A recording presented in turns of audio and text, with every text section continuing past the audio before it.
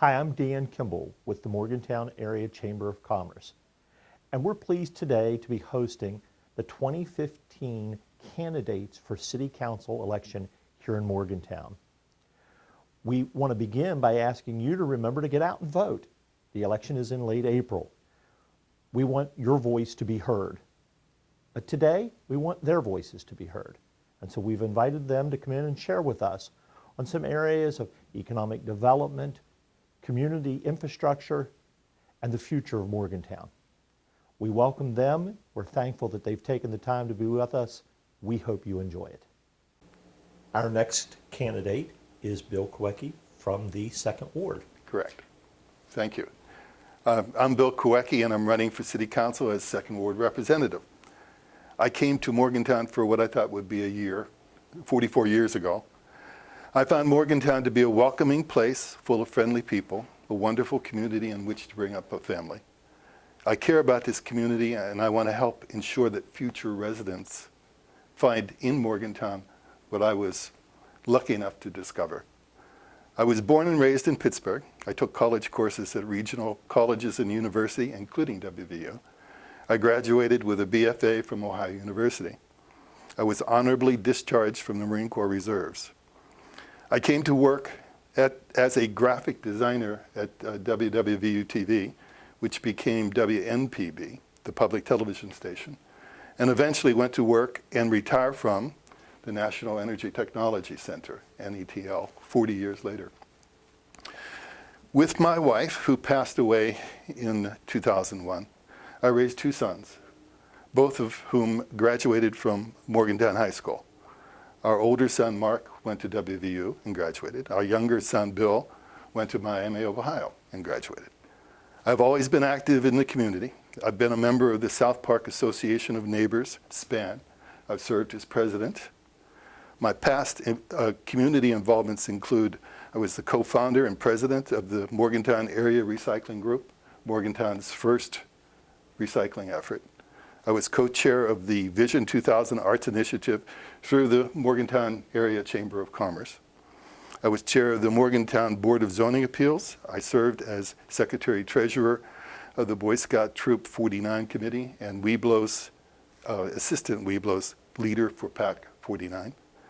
I served on the board of directors for the Monongalia Art Center and the Town and Country Players. Currently, I am council's representative on Sunnyside Up, the Planning Commission, the Downtown Design Committee, the Historic Landmarks Commission, the Housing Advisory Commission, and I'm an alternate on the MPO Advisory Board. I am a member, a Main Street and Arts Mon board member. I participate on the Arts Collaborative, the Rivertown Program, the Neighborhood Coordinating Council, and the city's Bad Buildings Program. I'm asking for your vote.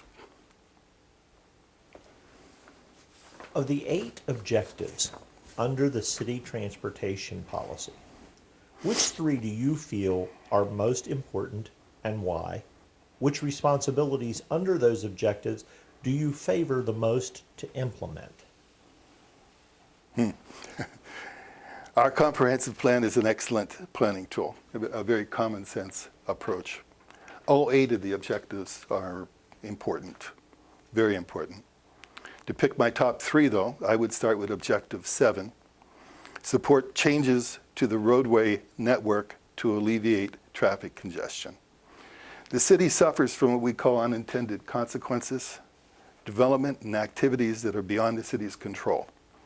We need a more regional approach, a broader view in planning with more cooperation to address the problems. It's much too easy to dismiss these problems as someone else's concern. The strategies suggested under the objective are appropriate. The MPO is proving to be a very effective tool. The MPO,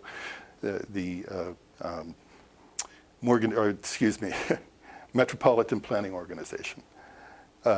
It's proved to be a very effective organization to address these concerns. My next objective would be objective 1, address neighborhood transportation issues in a manner that balances overall mobility with neighborhood integrity. It's quite a mouthful.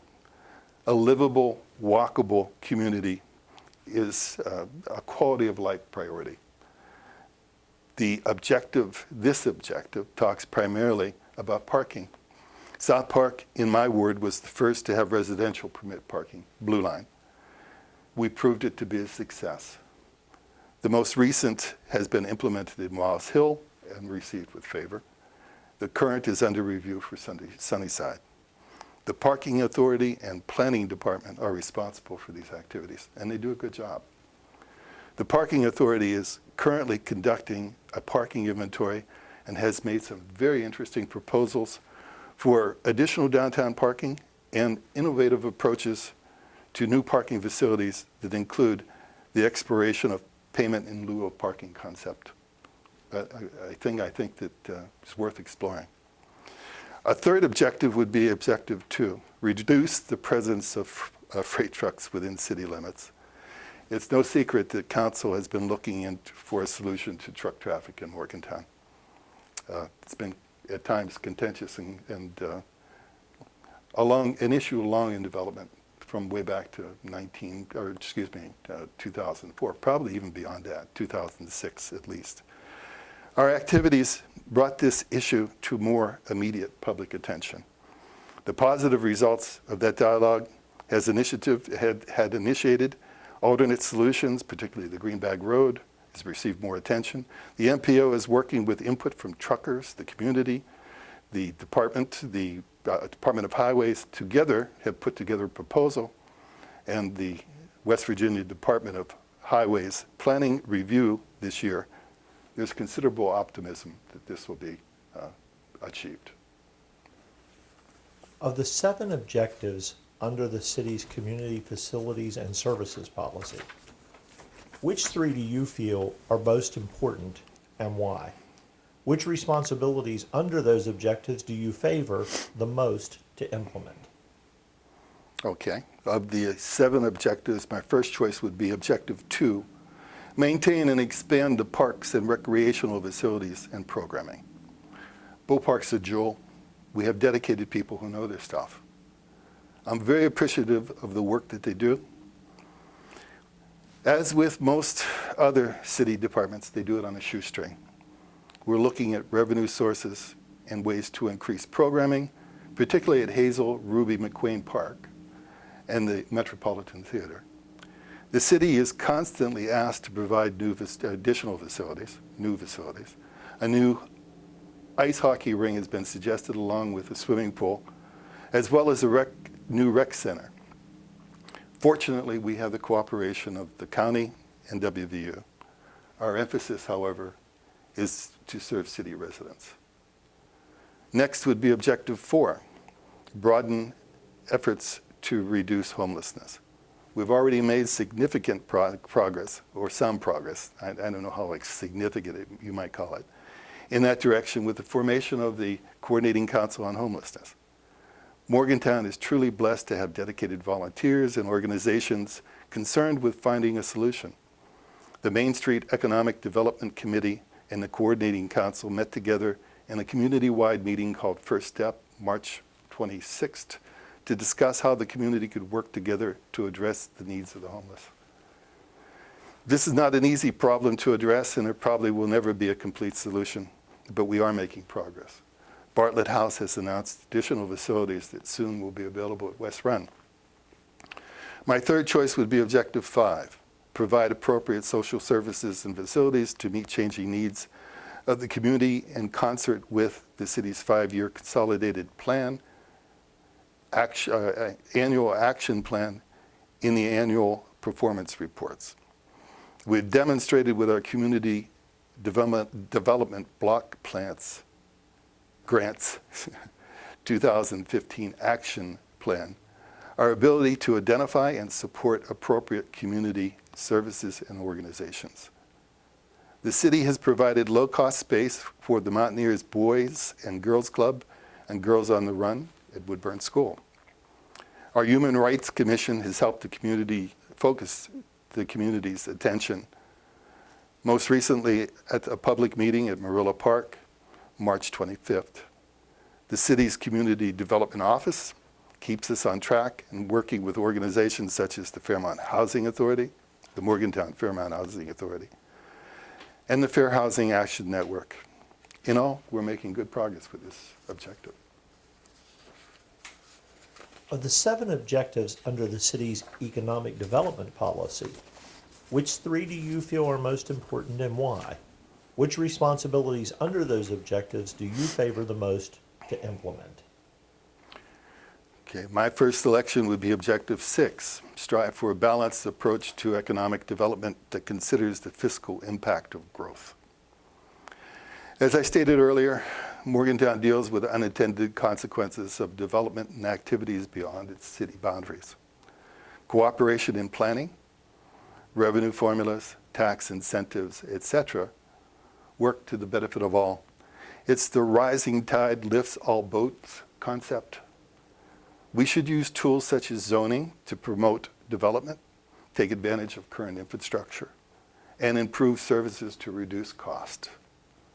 My second objection, second selection, Objective 1, promote an investment in infrastructure. We have some laudable programs in place. Sunny Side Up, we almost lost it, but Sunny Side Up, increment tax financing. The TIF is beginning to bear fruit. Development in that area is encouraging, first with the private-public development that WVU initiated, and continuing with 2 large private projects soon to break ground. The TIF will be responsible for major improvements at the intersection of 3rd and University Avenue. More good news, the MPO has commissioned a study for the entire West Virginia or University Avenue corridor, so we should see some improvements in the near future there. The city's proposed TIF from Willie to Brockway Avenue may provide an incentive for development, hopefully as vigorous.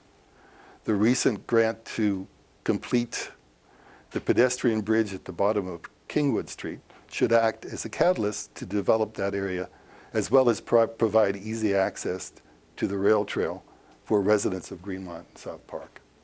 My third selection would be Objective 4, stimulate and support small business and entrepreneurial activities. Small businesses are the foundation of our economy. The city is cooperating with the Morgantown Area Economic Partnership map to promote entrepreneurial activities, particularly at the airport business park development. It's my understanding that the County Commission is considering the Montgomery Wards building downtown, which it used for the magistrate's offices, as a business incubator once it's vacated. That's a use I would encourage. In what way would you build trust between the City Council and those who elected them, between Council and WVU, between the developers and the Council, between the State Division of Highways and the Council, between trucking companies and Council, between community services, fire and police, and the community and the university? There are actually 2 main components, I think, to building trust. And the first has to do with how you communicate. We need to be accessible to all parties. Any communication needs to be completely transparent and done in a very public manner. No backroom deals. The second part of building trust is to provide some degree of certainty, to make sure that the rules are constant in fairness and with the agreement to follow through, to make sure that things are done. The Chamber is obviously interested in a vibrant downtown. What ways do you believe the downtown can move forward to further enhance business development while being the welcoming point of our community to attract people to shop, dine, and engage in the arts community? We're lucky to have a vibrant downtown. The question is how to keep it that way and what improvements can be made. We need to provide for the maintenance of the downtown area, the cleanliness, the safety. We have a public service crew of 4 concentrated on the downtown cleanup, and recently we've added a second police officer to patrol downtown. We're in the process of developing the Walnut Street Streetscape, which will make improvements on Walnut Street from Spruce to High, and eventually down to Beechhurst. similar to the improvements that were made with the High Street streetscape. That construction is due to start soon. We're looking to redesign and reconstruct the public safety building plaza, which will be the eventual home of the Zachary Morgan statue. And we're going to add the Don Knott statue downtown in front of the Metropolitan Theater. Two good additions, I think. We look to encourage the arts as a magnet to the downtown area. The Arts Collaborative is an attempt to move in that direction. With ArtsMon, they are looking at an events calendar to publicize the arts activity in Morgantown. We financially support the various arts organizations that service the downtown area through a contribution to the Your Community Fund. We're looking to increase the programming at the Metropolitan Theater. The more people that we can get downtown, the more vibrant it becomes. With the Rivertown program, we are examining the wharf area to see what could be done to encourage additional development. We're fortunate to have obtained some grants for wayfinding signage and lighting to enhance the rail to trail, the wharf to downtown area, and access. As part of the comprehensive plan, we have a contract in place that will revisit downtown zoning and the design concepts to see what improvements could be made. The city is committed to a vibrant downtown. What specific skills do you bring from your private sector job that you believe would be beneficial for a member of council, particularly as it relates to small business interest in our community? Well, I'm retired, but my vocation and skill is in communication. At WNPB, I was the Director of Creative Services. I managed employees as an department head. I participated with my company, EG&G at NETL, in its business development efforts. I had the benefit of training such as the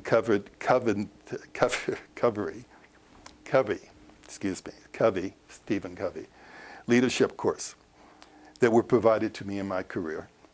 I am a Dale Carnegie graduate. I participated as a graduate assistant, and I was recruited as an instructor. I think the best skill to bring to this position is a love for the community of Morgantown and the desire to make it as good as it could be. Morgantown was recently granted home rule status. How would you utilize the powers of home rule to improve our community? In particular, would you use the taxing power? And if so, what would you use the funding to address? Okay. How would I utilize the power of home rule to improve our community? Well, we already have. Under home rule, we have introduced an ordinance that prohibits upholstered furniture on porches, which addresses the issue of malicious burning. We have an ordinance in place that will improve the municipal court by providing funds for technical enhancement. Another ordinance will simplify and speed the process for intergovernmental agreements, saving the city time and money. Currently, we're looking at home rule as a mechanism of providing our fire marshals with additional authority and arrest powers to assist them in the execution of their duties. In terms of revenue or taxing power that the home rule provides, the options are limited. It specifies 1% sales tax that can be applied with a reduction in the business and occupation tax. The B&O tax is regressive in that it taxes businesses on the gross and not profit. A reduction in that tax would be a welcome relief. But a 1% sales tax has some opposition. There are those who say that it puts the city's businesses at an unfair advantage. That's not the experience that was shared by Huntington and Wheeling, who have already enacted the 1% sales tax. But their circumstances might be different. The city does need additional revenue, and we hope to have a public discussion on how we should go about securing that revenue. We need revenue to maintain our personnel. We haven't been able to give a cost of living raise for some time. Our roads are in terrible conditions, as are our sidewalks. Our police force is overworked and understaffed. There are services that we would like to provide, but we just don't have the resources or personnel to do it. We need a predictable, reliable source of income to move this city forward. And in closing, I want to thank you for the opportunity to discuss the city's issues. And I would ask anybody listening if they would please exercise their responsibility and vote. We need a better than 12 or 16% turnout. So please do vote. Thank you. Thank you for being with us.